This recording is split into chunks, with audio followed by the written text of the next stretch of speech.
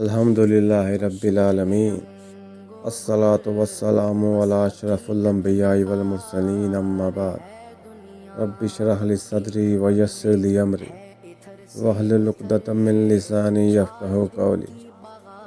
دینی معلومات YouTube channel میں آپ سب دوستوں کو خوش آمدید کہتا ہوں اور امید کرتا ہوں کہ اللہ تعالیٰ کے فضل سے آپ سب لوگ بھی خیر و عافیت سے ہوں گے۔ تو دوستوں، آج سے ہم اس چینل پر قصص الانبیاء کا سلسلہ شروع کریں گے، جس میں انبیاء علیہ السلام کی زندگی کی حالات و واقعات بیان کیے جائیں گے۔ تو دوستوں، اگر آپ اس چینل پر نئے ہیں تو میرے اس چینل کو لائک کر دیجئے اور سبسکرائب کر دیجئے اور بیل آئیکن کو بھی لازمی پریس کر دیں تاکہ میرے آنے والی ویڈیو سب سے پہلے آپ کو دیکھنے کو ملتی رہے۔ تو دوستوں، اگر آپ نے میرے چینل کو لائک اور سبسکرائب کر دیا ہے تو چلو شروع کرتے ہیں آج کی اس ویڈیو کو۔ یہ ایک مسلم حقیقت ہے کہ قرآن کریم اللہ تبارک و تعالیٰ کی جانب سے نازل شدہ کتاب ہے، جس کا ہر پارہ، ہر صورت، بلکہ ہر لفظ تا قیامت محفوظ ہے، جس کی عظمت و بلندی کا یہ عالم ہے کہ جس قوم نے اس کو اپنایا وہ بلند سے بلند تر ہوتی گئی۔ یہ وہ عظیم کتاب ہے جس کا ہر پہلو باعظمت ہے، جس کو دی گئی، جن پر نازل ہوئی، جس وقت نازل ہوئی، جس دن ان تمام کی ایک پہچان بن گئی۔ اس کتاب کو جس پر نازل کیا گیا وہ افضل البشر قرار پائے۔ جس قوم کو دی گئی وہ خیر امت کہلائی گئی۔ جس مہینہ میں نازل ہوئی وہ مبارک ہو گیا، اور جس رات میں نازل ہوئی وہ ہزار مہینے سے افضل ثابت ہوئی۔ قرآن مجید ایک عظیم معجزہ ہے۔ جب نازل ہوا تب سے اب قیامت تک صبح تک نہ کوئی اس جیسا کوئی کلام پیش کر سکتا ہے اور نہ ہی کرے گا، جس کی ہر صورت، ہر آیت اور ہر لفظ چیلنج ہے۔ قرآن مجید جس زبان میں نازل ہوا، اس کے ادب کا وہ بلند ترین اور مکمل ترین نمونہ ہے۔ پوری کتاب میں ایک لفظ اور ایک جملہ بھی معیار سے گرا ہوا نہیں ہے۔ اول سے لے کر آخر تک ساری کتاب میں الفاظ کی ایسی نشست جیسے ہیرے اور موتیوں کو تراش کر ایک ہار میں پرو دیا گیا ہو۔ کلام اتنا مؤثر کہ کوئی بھی زبان دان سن کر جھوٹے بغیر نہیں رہ سکتا۔ اس کے برابر تو درکنار، اس کے قریب بھی کوئی کتاب نہیں پہنچی، اگرچہ وہ اسی زبان کی کیوں نہ ہو۔ تو دوستوں، ہم اس ویڈیو میں حضرت یونس علیہ السلام کا واقعہ بیان کریں گے۔ حضرت یونس علیہ السلام اللہ کے نبی تھے۔ آپ کے نام پر قرآن پاک میں پوری ایک سورت ہے۔ حضرت یونس کا زمانہ 784 سے 860 قبل مسیح کے درمیان بتایا جاتا ہے۔ اگرچہ اسرائیلی نبی تھے مگر ان کو آشوریوں کی ہدایت کے لیے عراق بھیجا گیا تھا، اس لیے آشوریوں کو قوم یونس کہا گیا ہے۔ یہ کافر و مشرک لوگ تھے۔ اس قوم کا مرکز اس وقت نینوا شہر تھا، جس کے وسیع کھنڈرات آج بھی دریائے دجلہ کے مشرقی کنارے پر آباد موصل شہر کے عین مقابل پائے جاتے ہیں، اور اسی علاقے میں یونس نبی کے نام سے ایک مقام بھی موجود ہے۔ حضرت یونس نے آشوریوں کو اللہ وحدہ لا شریک پر ایمان لانے کی دعوت دی، مگر انہوں نے یونس کو جھٹلایا اور بتوں کی پرستش چھوڑنے سے انکار کیا، جس پر حضرت یونس نے انہیں دردناک عذاب کی خبر دی۔ یونس علیہ السلام نے انہیں خبر دی کہ تم لوگوں پر 3 دن کے بعد عذاب آنے والا ہے۔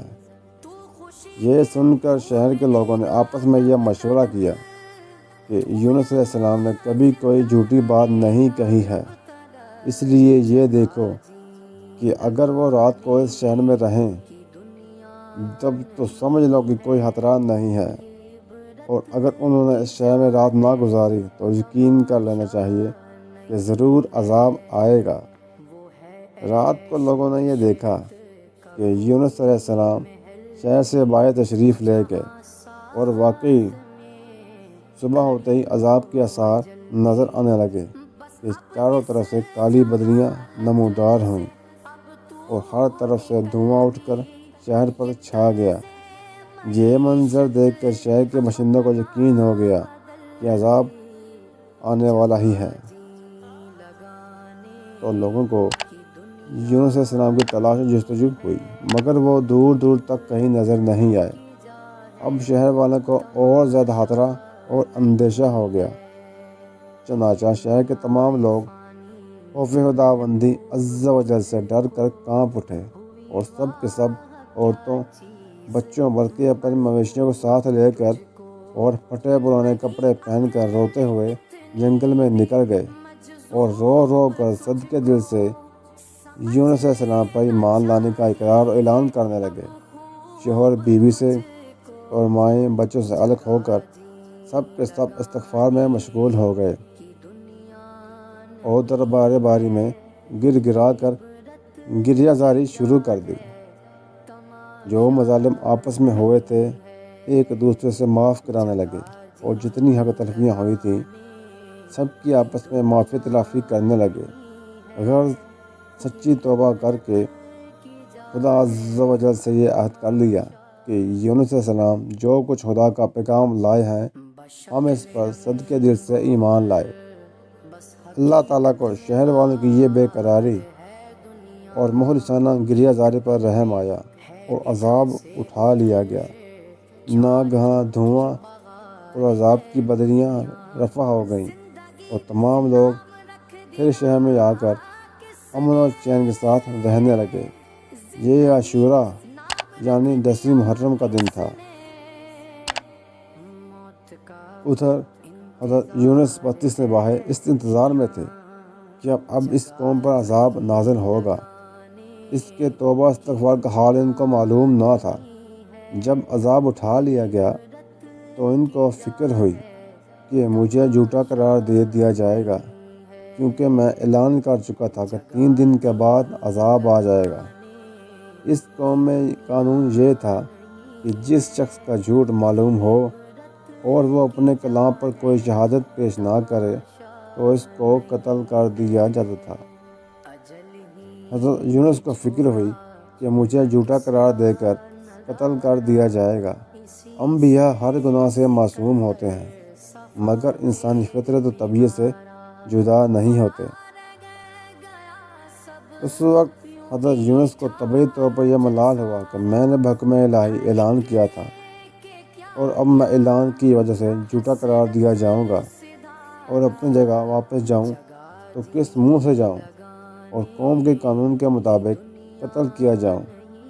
اس رنج و غم و پریشانی کے عالم میں اس شہر سے نکل جانے کا ارادہ کر کے چل دیے، یہاں تک کہ بحر روم کے کنارے پر پہنچ گئے۔ وہاں ایک کشتی دیکھی جس میں لوگ سوار ہو رہے تھے۔ حضرت یونس کو ان لوگوں نے پہچان لیا اور بغیر کرائے کے سوار کر دیا۔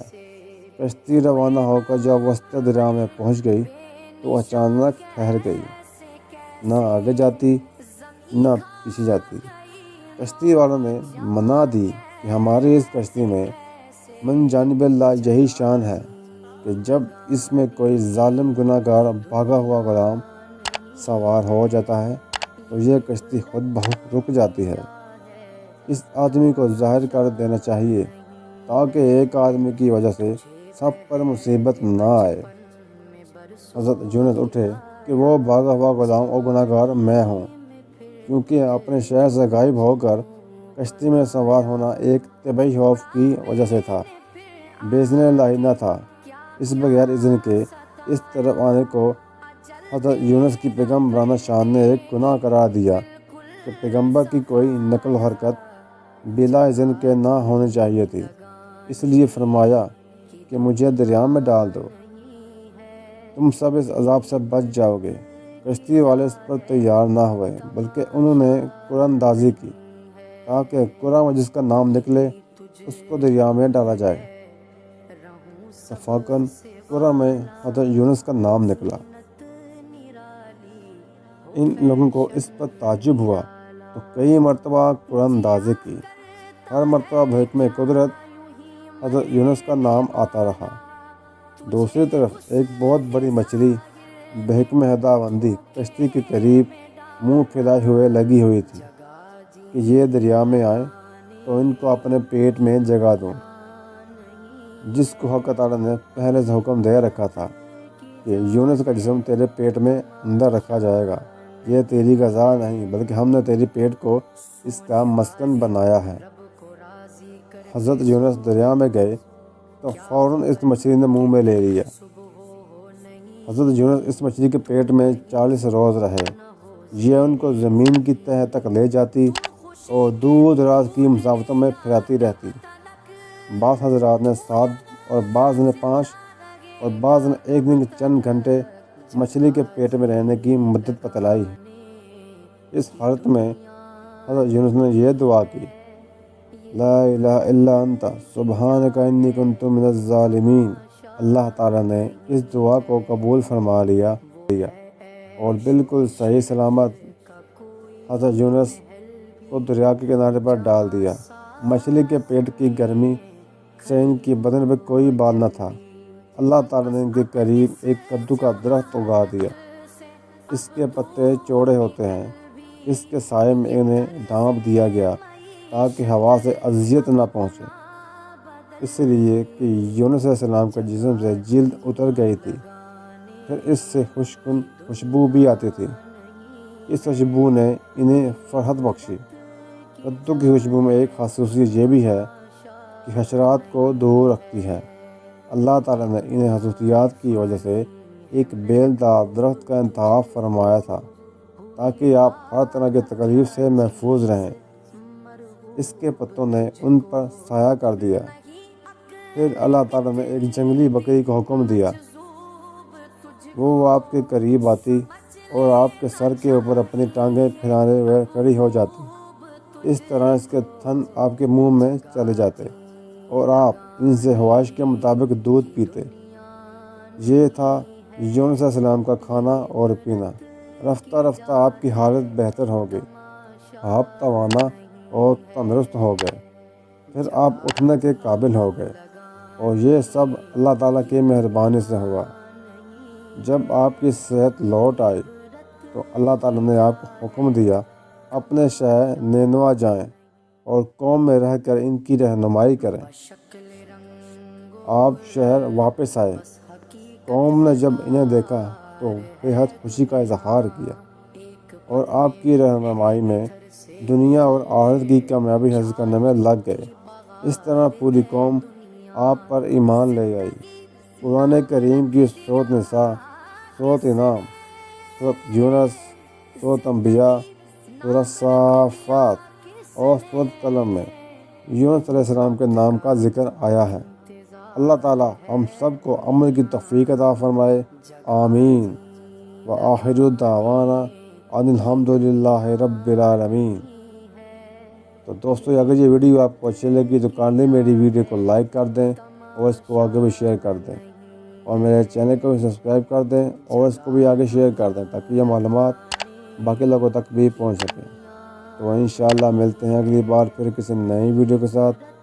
تب تک کے لیے اللہ حافظ۔